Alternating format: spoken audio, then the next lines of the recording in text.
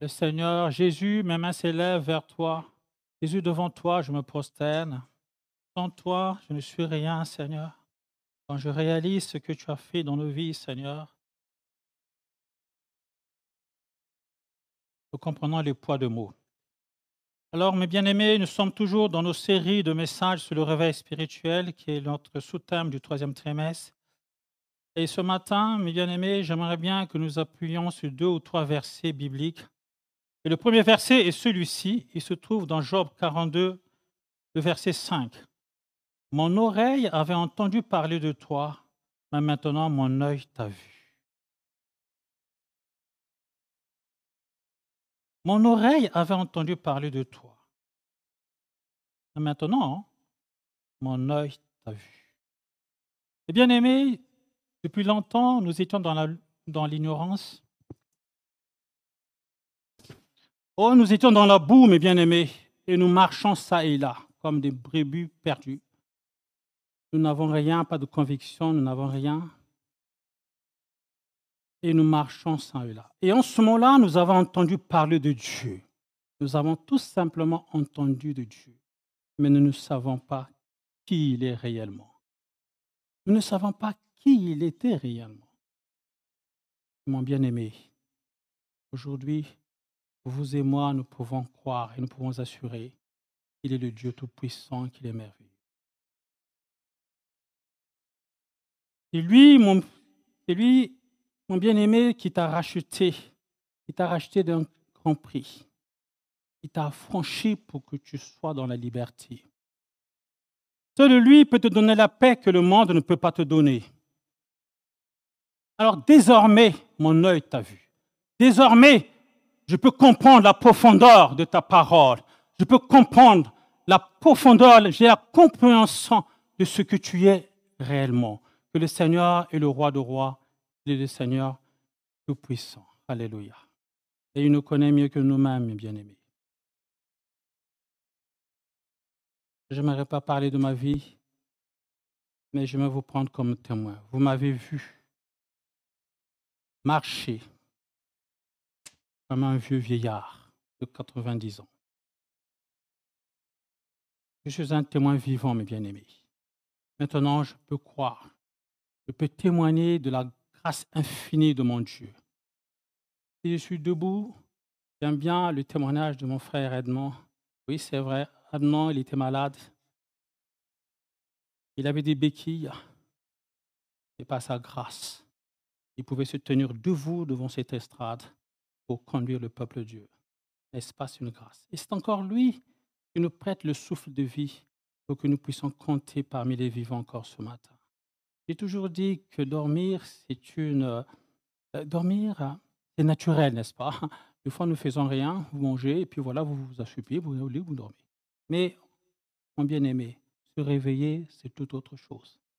Se réveiller, c'est une grâce. Parce que nombreux se sont couchés et n'ont jamais vu ce jour. Et le Seigneur nous a fait grâce et nous sommes là. Alors nous pouvons bénir le nom de Jésus. Alléluia. Et c'est pour ça que je dis que mon oreille avait entendu parler de toi. Mais maintenant, je vois ta grâce qui coule en moi. Vous avez entendu les chants que nous avons chantés? Comme un torrent. Ta grâce coule comme un torrent. Alors, mes bien-aimés, j'avais dit quand même que nous allons appuyer sur 2 ou 3 versets bibliques. Et je pense que nous connaissons cette histoire, nous tous, nous l'avons entendue et nous avons lu et relu. Mais nous pouvons encore tirer beaucoup de renseignements sur ce texte. Car la parole de Dieu est esprit et vie. La parole de Dieu est vivante, n'est-ce pas? Alors, bien aimé, il y avait dans le pays d'Out un homme appelé Job. Et cet homme, il est écrit, cet homme était intègre et droit, craignait Dieu, et il s'éloignait du mal, il s'écartait du mal. Et cet homme, Job, il avait 7 fils et 3 filles. Et la parole dit également que Job était riche. Nous n'allons pas le lire parce que nous n'aurons pas beaucoup de temps, mais je vais tout simplement résumer, prendre quelques versets, parce que nous connaissons cette histoire. Job était riche, n'est-ce pas? Il avait un grand nombre de troupeaux, de brebis, des chameaux, des bœufs et des ânesses, et il possédait également un grand nombre de serviteurs. Il était le plus riche de tous les fils de l'Orient. Et mes bien-aimés, ces 7 fils avaient coutume d'aller festoyer les uns chez les autres, et ils invitaient également leurs 3 sœurs à manger et à boire. Et ce qui est intéressant, c'est qu'il est écrit que Job s'éloignait tellement du mal. Il s'éloignait tellement du mal qu'une fois terminé ce cycle de festin, une fois que ses enfants ont fini de festoyer, Job les faisait venir pour les purifier. Il se levait de bon matin et il allait offrir un holocauste pour chacun d'eux. Car Job se disait en lui-même, peut-être que mes fils ont-ils péché et peut-être qu'ils ont maudit Dieu dans leur cœur. Et c'est ainsi que Job agissait à chaque fois. Alors je vous passe les détails et je vais au plus vite. Et le Seigneur va dire à l'adversaire qui est Satan, « As-tu remarqué mon serviteur Job? Il n'a pas son pareil sur terre. » Et l'adversaire va riposter en disant, « Est-ce rien que Job craint Dieu? N'as-tu pas élevé une clôture pour le protéger, lui, sa maison et tout ce qu'il possède? N'est-ce pas, tu as béni son travail et ses troupeaux se multiplient dans le pays? Mais si tu veux, étends seulement la main et touche à tout ce qu'il possède, et je parie qu'il te maudira en face. » Et dans Job 2, au verset 26, il est écrit, « L'Éternel dit à Satan, le voici, il est en ton pouvoir, seulement épargne sa vie. » Alors Satan se retira de la présence de l'Éternel, puis il frappa Job d'un ulcère malin, depuis la plante du pied jusqu'au sommet de la tête. Et en un temps record, mes bien-aimés, je vous passe les détails, en un temps record, Job va tout perdre. Il va perdre ses enfants, sa famille, tous ses brebis, tous ses biens. Au point même que sa femme va lui dire à un certain moment, « Écoute, trop c'est trop. Tu demeures toujours ferme dans ton intégrité. Écoute, trop c'est trop. Maudit Dieu et meurs. » Je me suis toujours interrogé pourquoi la femme a dit « Maudit Dieu et meurs ». Il aurait pu dire « Maudit Dieu ». Et puis tu vas vivre comme tous les autres. Mais il dit, maudit Dieu. Et comment tu vas maudire Dieu? Il n'y aura plus rien pour toi. Que tout ce qui te restera, c'est de mourir. Alors maudit Dieu, et ne me donne pas le poids sur moi, meurs. Comme ça, on n'en parle plus. Et Job va répondre, mais tu parles comme une femme insensée. Attends, tu parles comme une femme insensée. C'est ma femme qui parle comme ça? Toi, qui qu'on a secouru, Dieu nous a secourus, nous a fait tant de choses, et tu veux dire aujourd'hui? Non, non, non, non, non. Alors, dans son intégrité, mes bien-aimés, Job a été éprouvé énormément. Et Job lui-même, à un certain moment, je pense que tellement que tout, il y a eu décadence sur décadence, je pense que lui-même, il devait dire tout était fini. Mais il n'a point abandonné Dieu. Il s'est simplement soumis à la volonté de Dieu, mes bien-aimés. Cette volonté de Dieu qui est en train justement de l'instruire, cette volonté de Dieu qui est en train de l'enseigner, cette volonté de Dieu qui est en train de le lever, cette volonté de Dieu qui est en train de le façonner comme l'argile devant son potier. En effet, c'est ce qui arrive bien souvent, mes bien-aimés, et vous remarquerez que les vrais amis sont rares. Si tu possèdes quelques biens, si tu as les moyens financiers, tout le monde accourt vers toi. Les gens veulent tisser des relations avec toi. Les gens veulent partager un repas avec toi. Tu deviens un sujet par excellence, ma bien-aimée. Mais quand tout commence à se dégringoler, et quand tout commence à s'écrouler, et quand tu perds tout, mon bien-aimé, et que tu n'as plus rien, tu es au plus bas que terre, eh bien là, les vrais amis sont rares. Tu deviens un sujet de raillerie, mes bien-aimés. Et les autres vont dire, oh là là, qu'est-ce qu'il a la poisse? Il a la poisse. Mes bien-aimés, l'entourage de Job ont tout dit. Ils ont tout dit. Même si combien la femme, sa propre femme va dire, maudit Dieu meurt, de riche qu'il était, alors tout d'un seul coup, alors que tout lui réussissait, il va tout perdre, ses enfants, tout ce qu'il possédait. Oh, assurément, Comme c'est un homme, il était certainement troublé, désorienté, abattu. Mais il va faire une chose. Il va faire une chose, mes bien-aimés. Il va rentrer chez lui. Et nous pouvons le lire dans Job 2 au verset 20. Alors Job, il va se lever, il va déchirer son manteau et se raser la tête. Puis se jetant par terre, il s'est prosterné, mes bien-aimés. Et il va dire quelque chose de sensé au verset 21. Nu, je suis sorti du sein de ma mère, et nu j'y retournais, l'Éternel a donné, l'Éternel a ôté. Que le nom de l'Éternel soit béni. Bien-aimés, dans tout ce récit que je vous explique, j'essaie de vous mentionner, dans tout cela, Job ne pécha point, il n'attribua rien de juste à son Dieu. Il n'attribua rien de scandaleux à son Dieu. Et la parole de Dieu dit que le Seigneur, à un certain moment, il va rétablir les conditions de Job, tandis qu'il intercédait pour son prochain.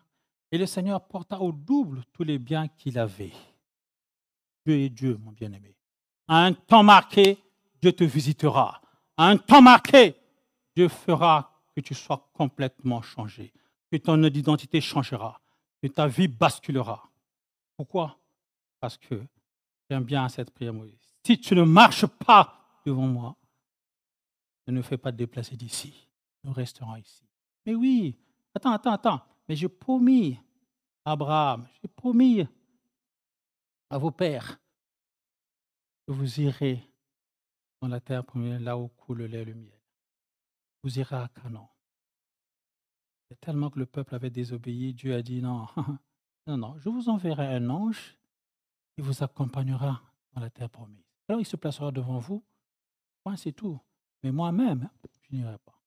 Oh, oui, il va dire, oh Seigneur, comment je comprendrais que j'ai reçu faveur et j'ai obtenu ta faveur si ce n'est toi-même. Alors si tu ne marches pas toi-même devant moi, Seigneur, ne nous fais pas partie d'ici. Ça, nous pouvons le dire aujourd'hui, mes bien-aimés.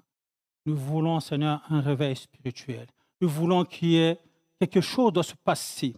Nous voulons, Seigneur, un nouveau souffle. Alléluia.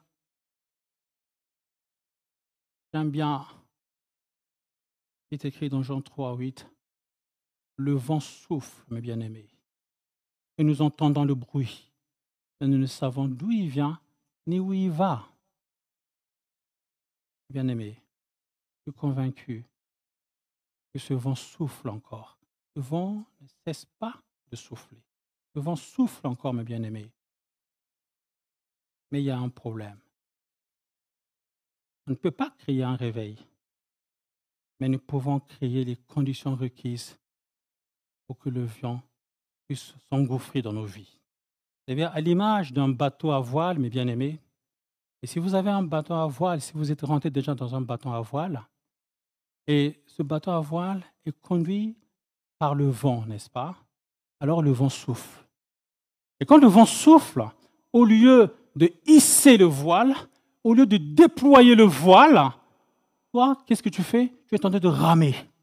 Tu rames, tu rames, tu rames, tu rames, alors qu'il suffisait tout simplement d'hisser le voile afin que le vent s'engouffre dans ta vie. Et bien aimé, la graine est là, la semence est là. Il faudrait que nous ayons de bonnes conditions pour que le vent vienne s'engouffrer dans nos vies. Pour que le Saint-Esprit vienne souffler dans nos vies. En ce moment-là, la joie reviendra dans nos vies et en ce moment-là, notre identité changera. Alléluia. Que le Seigneur soit béni. Alléluia. Le vent est le symbole du Saint-Esprit, mon bien-aimé. Nous aimons tellement le Saint-Esprit. Nous crions à Dieu. Il dit, Saint-Esprit, comme le vent qui souffle, visite-moi, localise-nous encore ce matin. Inonde-nous de ta présence. Inonde-nous dans nos vies de tous les jours, afin que la gloire de Dieu puisse se refléter, afin que nous reflétons la gloire de Dieu. Alors Job, mon bien-aimé, je me demande bien si nous étions à la place de Job, qu'est-ce qu'on aurait pu faire? Bien-aimé, nous aimons bien les biens d'ici-bas, n'est-ce pas? Nous aimons bien posséder les biens d'ici-bas. Et des fois, nous regardons la voiture comme mon frère, quelle maison qu'il a, et tout ça, et tout ça. Et ce sont les richesses d'ici-bas. Nous sommes appelés à voir plus haut, à voir les richesses célestes. Alléluia. Nous sommes d'ici, nous voyons ce qui se passe, mais notre vie n'est pas ici. Alléluia. Que le Seigneur soit béni. Alors, je disais que Job devait subir toutes choses, mais il va déchirer, il va se prosterner, il va se raser, il va se jeter par terre, il va chercher la face de Dieu. Il va chercher la face de Dieu. Bien-aimé, Job va connaître des choses, des moments difficiles. Et nous, si nous étions à leur place, je ne sais pas qu'est-ce que nous aurions fait. Mais ce qui est sûr, c'est qu'il n'a pas abandonné. Il a tenu. Alors, dans les moments difficiles, mon bien-aimé, je veux te dire, Jésus se montre à nous. Dans les moments de la souffrance, Jésus se montre à nous. Dans les moments de douleur, Jésus se montre à nous. Et dans les moments de réjouissance, Jésus se montre à nous. Car il est écrit, que n'as-tu pas fait, Seigneur, pour nous? Jésus est allé même à la croix pour nous. Il nous a rachetés d'un grand prix, mon ami. Alors, quand nous étions dans l'ignorance, nous avons tout simplement entendu parler de ce Dieu. Il y a un Dieu, il y a un Dieu, il y a un Dieu. Vous savez, quand on fait de l'évangélisation, vous savez, les gens disent, ah, mais il y a un Dieu. Oh, s'il y avait un Dieu, s'il y avait un Dieu, il n'y aurait pas ceci. S'il y avait un Dieu, il n'y aurait pas ceci. Ah, les gens sont dans l'ignorance, mes bien-aimés. Dieu est bien présent au milieu de nous. Alléluia. Dieu est bien présent au milieu de nous. Mais les gens n'entendent pas du tout. Ils ont l'oreille fermée. Ils n'entendent pas du tout. Mais Dieu parle, mes bien-aimés. Dieu parle. Alors, mon point ce matin, c'est de revenir à lui. Revenir à lui comme le peuple de Dieu. Dans Néhémie 8, ce qu'on avait vu le dimanche dernier, que cette foule immense est venue vers Esdras, qui est un expert de la loi, et dit, écoute, apporte-nous le livre de la loi de Moïse et parle-nous-en, afin que nous conformons nos vies à la volonté de Dieu. Quelle est la volonté de Dieu, mes bien-aimés? Je disais que dans les moments difficiles, Dieu se montre à nous. Tout est problème de volonté de Dieu. Alors, si tu es complètement abattu, reviens à lui. Reviens à sa parole. Reviens. Nous désirons ardemment écouter la parole de Dieu. C'est ce que j'avais dit comme ingrédient la première fois. Et en réalité, mes bien-aimés, le Saint-Esprit est toujours là. Alléluia. Nous avons le Saint-Esprit en nous. Parce qu'il dit, nous sommes le temple du Saint-Esprit. Alors, nous n'avons besoin de commander. Et il se peut que nous sommes dans des conditions pas très, très bien. Alors que le vent du Seigneur, que le vent du Saint-Esprit s'engouffre dans nos vies, je bénis le nom du Seigneur. Alléluia. Je disais que nous avons nos séries, et je ne sais pas trop si beaucoup de gens écoutent les enseignements bibliques de mercredi. Vous savez, l'homme de Dieu, le pasteur Alexandre, a bien insisté justement de vivre dans la sainteté. Et nous voulons d'un réveil spirituel. On ne peut pas vivre, n'est-ce pas, un réveil spirituel tout en vivant dans le péché, mes bien-aimés. Car le péché nous sépare de Dieu. Et comme il est écrit dans 1 Pierre, premier chapitre, du verset 14 au verset 16, si on peut nous afficher, il est écrit comme des enfants obéissants, ne vous conformez pas aux convoitises que vous avez autrefois quand vous étiez dans l'ignorance. Mais puisque celui qui vous a appelé est saint, vous aussi soyez saints dans toute votre conduite. Et j'aime également le deuxième verset qui suit, c'est 1 Pierre 2, 9. Vous, au contraire, vous êtes une race élue, un sacerdoce royal, une nation sainte, un peuple acquis, afin que vous annonciez les vertus de celui qui vous a appelé des ténèbres à son admirable lumière. Dans Jacques 4, 8, il est écrit « Approchez-vous de Dieu, et il s'approchera de vous. Nettoyez vos mains, pécheurs, purifiez vos cœurs, hommes irrésolus. » Bien-aimé, il nous faut une prise de conscience. Il nous faut une prise de conscience de notre état devant Dieu. Confesser notre péché, délaisser et renoncer au péché. Ainsi, nous pouvons dire que Jésus est notre avocat. Et j'aime bien 1 Jean 1, il est écrit, si nous confessons nos péchés, il est juste et fidèle pour nous les pardonner et pour nous purifier de toute iniquité. À l'exemple, mes bien-aimés, de ce qui s'était passé dans une université aux États-Unis. Et dans cette université, mes bien-aimés, c'était une université privée. Et quelque chose s'était passé. Alors qu'ils étaient il y avait un culte, et à la fin du culte, une poignée de groupes d'étudiants étaient restés dans le lieu, dans cette chapelle. Et ils étaient là. Ils étaient là. Et il y a un étudiant qui s'est décidé, qui s'est levé. Et devant ce groupe, il a confessé certains péchés. Devant le groupe. Et tellement qu'il était sincère dans sa confession, mes bien-aimés, l'atmosphère avait complètement changé. Il y a eu un mouvement un vent nouveau, un mouvement de sanctification. Mes bien-aimés, alors la nouvelle s'est propagée. Il y a eu au moins des étudiants dans 200 universités qui sont venus.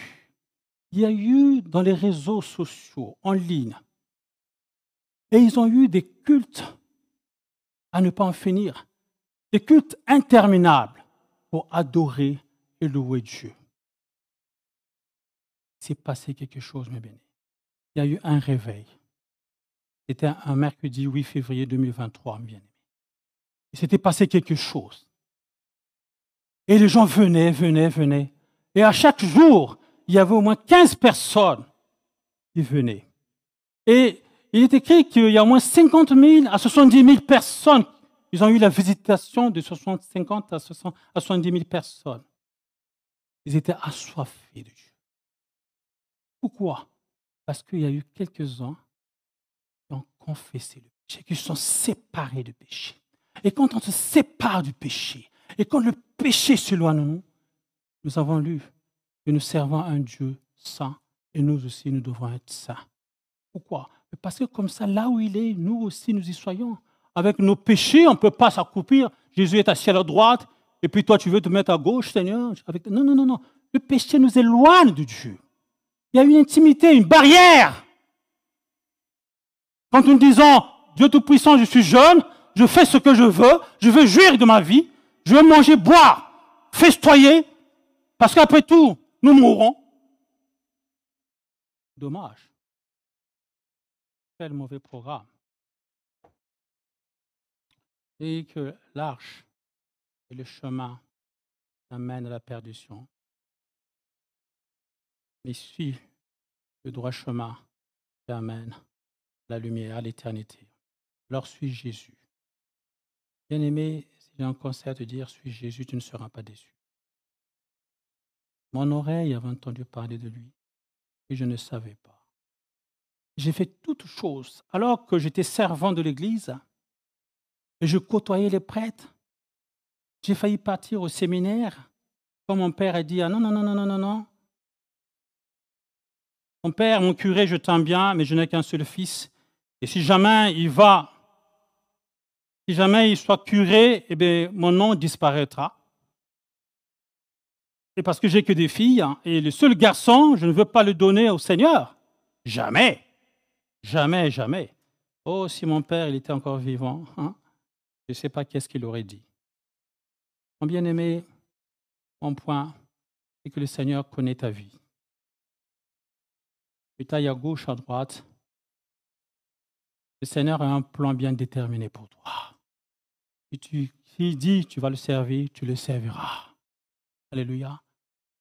Parce que le seul souverain, ses voix ne sont pas nos voix, mes bien-aimés. Oui, tu peux tourner, tu peux aller devant, tu peux voyager, tu peux faire tout ce que tu veux. Mais ce que Dieu dit, ça s'accomplit. Alléluia. Bien-aimés, ceux qui m'ont vu avant ne peuvent pas comprendre que je peux être là pour lire la parole de Dieu. Mais Dieu est Dieu. Tout est possible à celui qui croit, n'est-ce pas? Rien n'est impossible à Dieu. Bien aimé, alors Job, il était là justement et il a eu de gros soucis, de gros ennuis. Tous ses biens étaient partis. En fait, l'ennemi savait très bien. Il disait, si seulement si tu touches à ces biens, ben, il n'y aura plus rien. Et c'est pour cela, mon bien-aimé, si jamais tu perds ton travail, si jamais tu vas au boulot et que voilà, qu'il n'y a plus de boulot, ne sois pas désemparé. Ne sois pas désemparé. Parce que le Seigneur peut te quitter ce boulot-là pour te donner un meilleur boulot. Alléluia. Si jamais tu perds un logement, tu te dis, ouh là là, Seigneur, j'ai plus de logement, j'ai mes enfants, ma femme, comment vais-je faire? Le meilleur est pour le Seigneur. Alléluia. Il est au contrôle de toutes choses. Et il t'aime. Il t'aime tellement. Non seulement il a donné sa vie pour toi, mais il vit en toi. Il veut encore te conduire pour que tu ailles le plus loin possible. Mon oreille avait entendu parler tout simplement de toi. Mais maintenant, ta grâce infinie m'environne. Alléluia. Je vis par grâce de Dieu. Alors, mes bien-aimés, si nous voulons un réveil, et nous avons un acheminement à accomplir, c'est ce que la parole de Dieu nous a dit, c'est ce que l'homme de Dieu nous a enseigné, n'est-ce pas? Il y a tout un acheminement. Et je crois que c'est le diacre Fifi qui nous a encore conduit le mercredi dernier, qui nous a donné un acheminement. Nous sommes comme un vase, comme de l'argile, comme un vase, et le potier est en train de façonner ce vase. Alors oui, justement, Job, dans son malheur, le Seigneur, l'Éternel l'a instruit, l'a enseigné, de pouvoir compter sur lui, de pouvoir avoir les yeux sur lui, quoi qu'il arrive. Quelle que soit l'adversité, quelles que soient les montagnes que tu traverses. Dieu est Dieu, mon bien-aimé. Dieu est Dieu. Ne perds pas de vue. Ne t'angoisse pas. Il est capable de changer complètement ta vie. Ta vie peut basculer en un temps record, mais Dieu est Dieu.